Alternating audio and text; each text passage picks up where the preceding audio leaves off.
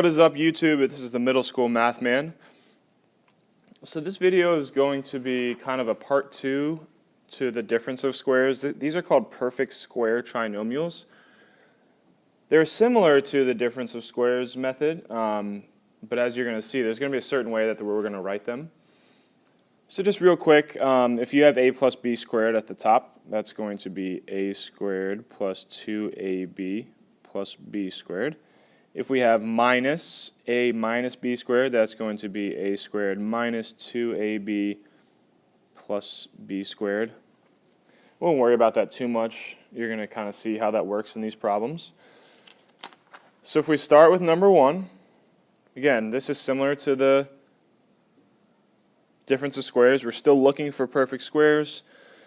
We're still looking for GCFs, things like that. So number 1, there's no GCF that pops out at you. So what we're going to do is we're going to look for perfect squares. Well, we have 9x squared.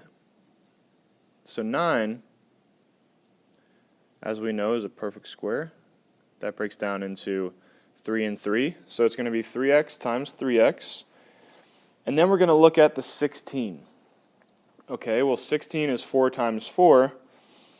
But there's 2 ways to multiply to 16. It's either 4 times 4 or negative 4 times negative 4. So we're going to look to the middle term, and we're going to say, okay, it's negative 24x. The multiply to c and add to b method doesn't really work here because we have a number in front of the x. But the negative 24, that's going to tell us that it has to be minus 4 minus 4. And when we FOIL that, you're going to see why. So if we FOIL it, we have 9x squared minus 12x plus 16. So the reason why it's minus 4 is it's going to give us these negative middle terms, which is going to add to negative 24x. So we're looking at the middle term, not necessarily adding to b because that only really works when you don't have a number in that a position, but we're looking at it for the signs. So if we look at number 2, okay, we're going to start with 121x squared. We're going to say, okay, I know that's going to be 11x and 11x. And then we're going to look at the 1. So 1 obviously is either 1 times 1 or negative 1 times negative 1. So then I look at the middle term and it's plus 22x. So that means we're going to have plus 1 plus 1.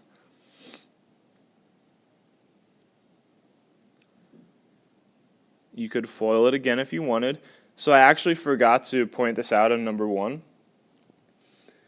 There's a certain way that we're going to write these. This is what makes it the perfect square trinomials. Obviously 11x plus 1 and 11x plus 1 is the same exact thing. So we're just going to write it in a more concise way. We're going to write it as 11x plus 1 squared. You saw problems like this when we were FOILing. That's just a more concise way to write it. So if we were looking at number 1, technically the answer is going to be 3x minus 4 squared. It's just more concise to the point. All right, let's look at number 3.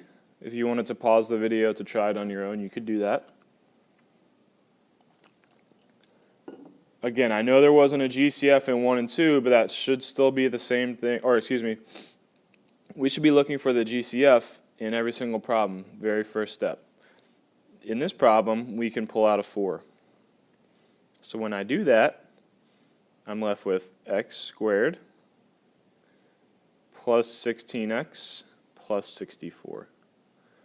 So then I'm going to look in the parentheses, I'm looking to factor what's inside. And now 64 obviously is 8 times 8. And then I'm going to look and it's plus 16x. So that means I'm going to have x plus 8 and x plus 8. Again, you could FOIL to double check. And then there's just a more concise way to write it because x plus 8 is the same thing. So I'm going to write it as 4 times x plus 8 squared. So just a quick recap.